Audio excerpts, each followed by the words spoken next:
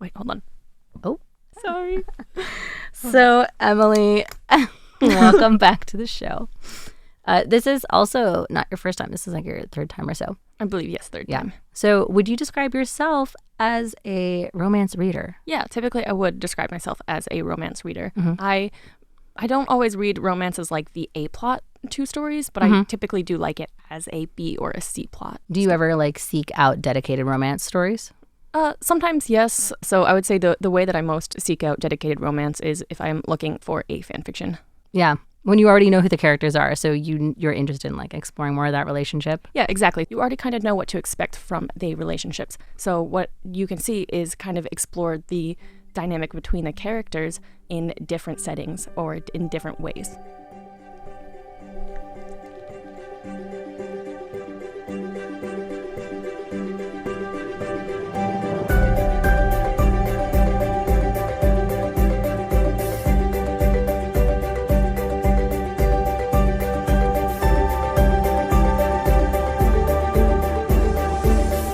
Hello, everyone, and welcome to Tales of Our Times. This is a show where we discuss the stories that move us, what makes them so meaningful, and why others could or should find meaning in them as well. This is not a spoiler-free show, so bear that in mind as you continue to listen. We tackle books, movies, podcasts, and more. Where there's a story, there's a reason to read, wherever that story may be found. You're joining us in the middle of our romance month, and joining me today is my returning guest, Emily Daniels. Hello, it's good to be back. Yes. So this month, we're exploring all different kinds of romances. I've called it spicy summer at this point.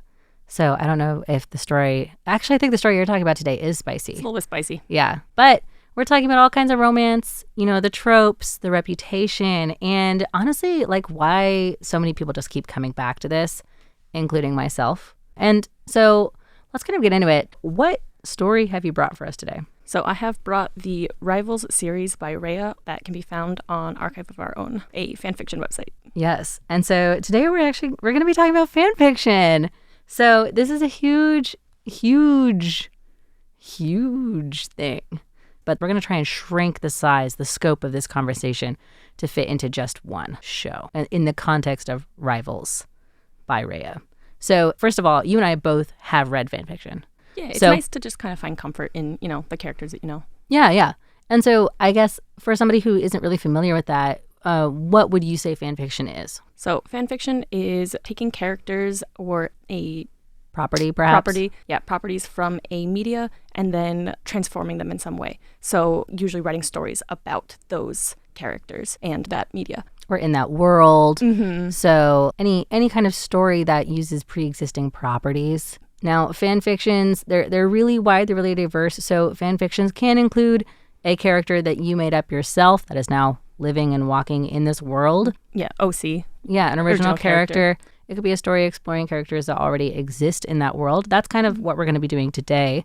Or taking a if it's in a book, right, writing that same interaction, that same scene from a different perspective. Yeah, that's a great example. And then fan fiction exists in basically every sphere, but the one that we're talking about today is online written fan fiction. With that in mind, what is Rivals based on? And where do you think that it fits in this like kind of sphere of fan fiction? So Rivals is the characters from the story of Yuri on Ice. Mm-hmm. And so it definitely follows the canon divergence. So it takes a point that happened in media in Yuri on Ice and then changes one thing about it and then kind of follows the butterfly effect of what happens after. And Yuri on Ice, for those of you who don't know, is an anime romance based around ice skaters. So I will be giving a summary for the show Yuri on Ice. And Emily's going to be giving us a summary of the fan fiction Rivals. Before we get into that, are there any typical romance tropes that you see in Rivals? The big one is enemies to lovers. Mm-hmm. There is also, your miscommunication trope and, two people who see the same scene from completely different perspectives. Oh, and now wait, now this hasn't been mentioned, but Emily, how do you know that they see them from different perspectives? Oh, yeah. So this is a series, right? So the first work in the series is written from one character, Victor's point of view, and the second work is written from the other character, Yuri's point of view. Mm-hmm. And so it's the same story, but you can read it from both perspectives. Mm-hmm. So you can see exactly where these miscommunications happen. Yeah, I think miscommunication is a common and commonly disliked trope in a lot of these stories. Yeah, not for good reason, right? It is both frustrating as the reader or watcher to see, but think about it also sometimes can add a human character to it in that sometimes, yeah, we don't always talk things out, even though we know it would make it easier for us. You know, honestly, I think that's probably why it's one of the most disliked tropes, is because I think it's also the one that people encounter the most in their daily lives. That's my own personal theory about miscommunication. Mm-hmm. And also because, like, just like in real life, the easiest thing to do would be to talk it out. Mm-hmm. But that's the scariest thing to do. But it doesn't always happen that way, does it? Right? So yeah. I think that's why it's the most hated. But okay, so before we get into, I almost said challengers now. Before we get into rivals, not yet. Before we get into rivals, I'm going to give a really, really speedy, quick summary of the show Yuri on Ice. So, the show Yuri on Ice follows Japanese ice skater Yuri Katsuki after he has a terrible defeat.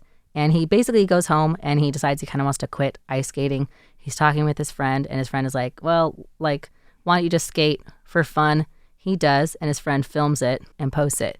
After it gets posted, it is seen by a famous ice skater, Viktor Nikiforov, because Yuri did a perfect rendition of one of Victor's routines. So Victor flies all the way from Russia to Yuri, and he's like, hey, I want to coach you.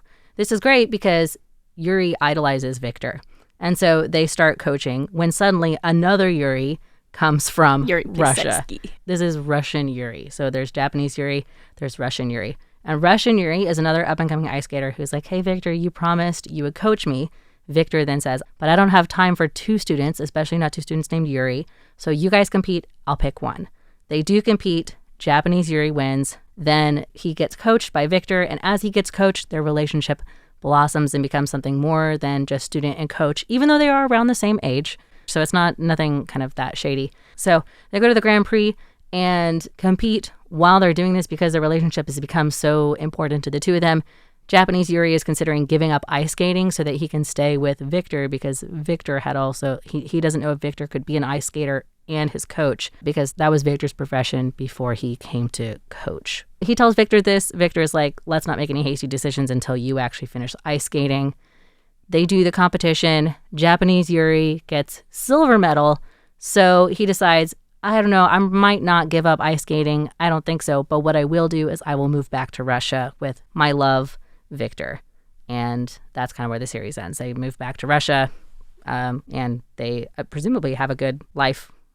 Presumably. Yeah. So that's Yuri on Ice. Now, into rivals, there is something that has changed about that. I sped through it. Emily, would you give us a summary of rivals? Yes. So this one follows the canon divergence plot. And so what happens is that Yuri still idolizes Victor from the beginning, but then he goes to see one of Victor's junior, early senior shows. And this is the ice skating levels. So then after the competition, he actually manages to talk to Victor, and Victor, in all of his Russian glory, makes a rude comment about Yuri's weight. And his weight is kind of a big sticking point even in the show. In the regular show. Yes. And so then basically all of that love and adoration turns to hate. And so he tears down all of his posters and he throws it all out. And now the thing that drives him to want to be a better figure skater is this hatred. He wants to do better than Victor. He wants to be standing on that first podium looking down at him and being like, look at me now. Yeah. So in this version of it, Victor never coaches Yuri. No, he does not. And so basically it follows as Yuri ends up graduating into the seniors a little bit earlier than in the show. And so they are skating together for a little bit longer. And so there's a pretty famous scene of the first time that Yuri gets second and Victor gets first, and he's just glaring up. He's just mad the whole time. Oh, yeah. And so then the media sees this, and then they turn it into like this whole big rivalry. And of course, from Victor's point of view, he's like, okay, cool. Like, he doesn't know where this is coming from. Yeah. He's like, well, it adds some excitement, right? Because for Victor, he wants ice skating to be fun. And so like having kind of this rivalry adds a little bit of fun for him. Does Victor even know that like Yuri actually hates him? Or is he like, wow, this is kind of a fun thing for the audience? Like, yeah, he kind of thinks a little bit that Yuri just kind of, playing it up a little bit, and also maybe a little bit out of jealousy more so than, actual a true hate. Yeah, yes. yeah. And Victor doesn't even remember ever meeting Yuri that first time, because why would you remember a fan, right? And so, so then a little bit later, Victor actually gets injured, and so he's not skating for a whole season. And so Yuri kind of is like, wow, this is kind of boring. I'm winning these medals, but it's not worth it because I'm not actually beating Victor. Yeah. And then there's a scene where he had a competition in Russia, and he dances to actually the same dance from the show, where it was one of Victor's like very early routines. And so he dances to that, and Victor just happens to see it, and he goes, oh, clearly he does like me in some way. And so then Victor kind of turns that into like love. So he just believes this whole thing is like a romance thing. Yeah. A little bit later, they end up going to a competition, and then they sleep together after. And to Victor, right, it's this romantic thing. He's like, wow, it's perfect. That was right. We were in love. Yep. And then Yuri just thinks it's, out of hatred. Like, too much passion. Just blowing off steam. Yeah. In the morning, Victor decides, oh, I'm going to go out and get us some coffee, and then we'll have a nice little cute breakfast together. Oh. But then Yuri wakes up alone.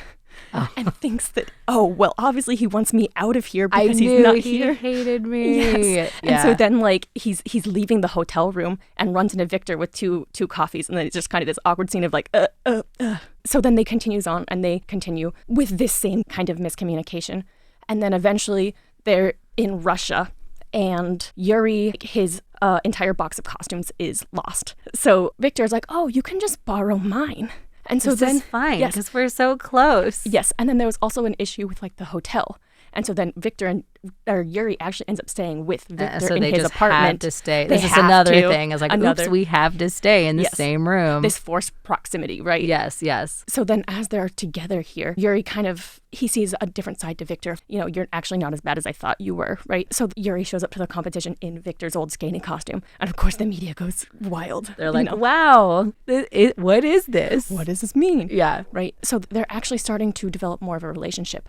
But then, so Yuri has anxiety in the show, and so he was taking pills for his anxiety. Victor walks in and assumes that their performance that they're doping pills. Yeah, so he's like, Yuri, you don't have to do this, trying to be like, you don't have to. But then Yuri is like offended because like, you think I would dope? No. But then Victor's coach comes in, and then his coach is the one who actually like brings the allegations. A investigation is launched. Oh my God. Yeah. So then like these two like. Oh, that would shut down any relationship. Yep. Oh my God. Yeah. Eventually they do figure it out and then fall in love again. Uh-huh. Yep. And so that's Rivals. Wow. And so it does end up at the same place in terms of like somehow they overcome the allegations that might have gotten him. Does he get kicked out of skating or no? No, he doesn't get kicked out, but he does the same thing where he stops for a year, and then Victor kind of does eventually go to Japan and see him. Okay. But the whole time, Victor actually is being very vocally supportive of Yuri, even though he's kind of recognizing that, like, Yeah, I might have messed it up too bad. I super misread the situation. Yeah. Well, that does sound very thrilling, actually. Like, this is fun. Yeah, it's very good. So this is Rivals. But on that, let's go into fan fiction a little bit more broadly. So what reputation do you think that fan fiction itself has? And we can go into romantic fan fiction or not. That I would leave that up to you, I think. But in general, what do you think is the reputation of fan fiction? I think typically it is looked down upon a little bit as something, only for, girls, or just, filled with trash, not anything worth reading. Kind of as like low quality, yeah, self-fulfillment kind of things. Or also another common misperception is that it's, just written by a 13-year-old girl, and so therefore the writing quality is garbage. So the follow-up question then, to what degree do you think that it has earned or deserves that reputation? Yeah, speaking to the quality of it, you will come across some fan fictions that are not as well written, right? But there's nothing wrong with that. Sometimes you can have something that's not written very well, but has a really good story. And so maybe it is written by somebody young who they really do just need that encouragement so that they can develop that craft and be able to write better. and then write a better story. Right. I actually think I know what you're talking about. I was recently reading a comic where I described it as, I think the biggest flaw in this story is not necessarily the writing so much as the author's inexperience, which is something that can be remedied with time. Yeah, exactly. So like the thing about fan fiction is that there is no overarching, there's nobody who's like saying, oh, this one deserves to be published in the way that people do with like books, right? But then I guess to the other points, I would say those are either just completely false, right? Like fan fiction is not filled with just, steamy scenes. There is a lot of it, it's people wanting to explore various aspects of the genre, of the media in a new and fun way. Yeah, I think there are all kinds of fan fictions out there. I think probably a lot of them are romantic, but to what degree, like with a lot of other stories, I think it's going to depend on what you're looking for. Yeah. A big thing about fan fiction, right, is the romance. But a lot of the times the romance may even be a B or a C plot to something else. And so maybe people like to read it for the romance, but it's also fun to see the other storylines that develop along the way. So then let's go back to Rivals for that. Given what we just said about the kind of preconceptions, I would say, I don't know if they're misconceptions necessarily, but definitely preconceptions that people would have about fan fiction. Do you think that Rivals reinforces those ideas or differentiates itself from that kind of stereotype, I guess, about fan fiction? So I would say in some ways it does both. So for one thing, that there are spicy scenes that are absolutely unskippable. You need them for the rest of the plot. But also at the same... So it does get into kind of like the more like sexually explicit side of it. Yes, definitely. And then also, though, it almost like de-romances the original anime in that the original anime is just a really cute story of two boys falling in love and they happen to ice skate, right? Whereas this one, like, it kind of takes that and then adds added complexities to that romance. And kind of like sprinkles in a little bit more reality almost based on what you're telling me, right? Like it brings in like a doping scandal, anxieties. Yeah, so it definitely adds some more real world problems and some things that maybe would be more likely that these characters would face in the real world and unlike in, the world of Yuri on Ice. Yeah, where everyone's just totally chill with it and nobody cares. Which is actually, honestly, to that point, like refreshing. In the original one, fine, good. That's what we wanted out of Yuri on Ice. We don't always need to have those. But, bringing it into fan fiction is another way to explore these characters and what if they did have to face these problems or other things like that. Yeah, and actually that's one thing that also can be nice about other fan fictions for like other fandoms is that sometimes they will have in the original media, these characters will face maybe homophobia or, various other problems. But then sometimes it's nice to just read something that is just has none of that, right? We live in a perfect world where there is nothing, right? It's perfectly okay to marry your gay partner, right? Yeah. So a good little like wish fulfillment, perhaps. Yeah.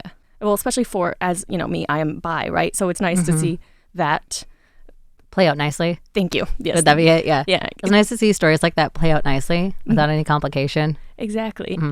Except for this one where it's the opposite, where it is complication. But it does end nicely, though. They figured it out at the end, right? They still end up together at the end, and that's the beauty. Well, Emily, we are almost out of time. So what would be your one-phrase pitch for why somebody should read? You know what? You're our first fan fiction ever, so I would say you can pick. Do you want to give a one-phrase subtitle for why people should read fan fiction or why people should read Rivals? So I was thinking for like fan fiction, maybe something like transforming, like because fandom, right, is transforming these characters and the media in a way. So something like that. Yeah. So for fan fiction in general, maybe something like the story doesn't have to end with the book. Nice. Yeah. I mean, a big fan. I don't know if this fan fiction would be everybody's cup of tea, but like we said at the beginning, there's a huge world out there. We did our best to try to contain it to one episode. But there's so much. Yeah, but I actually am a huge fan. So, and kind of be open-minded. You'd be surprised by what kind of like interesting stories are out there. But that's all the time that we have for today. So Emily, thank you so much for coming in. Thanks for You're welcome. joining us for Spicy Summer. Otherwise, that's all the time that we have for today. Thank you for joining me on Tales of Our Time. I've been your host, Amanda Stevens, here at Radio Taiwan International. And I hope that you enjoyed learning more about Rivals by Reiya, a Yuri on Ice fan fiction. The story doesn't have to end with the book. We'll see you next time.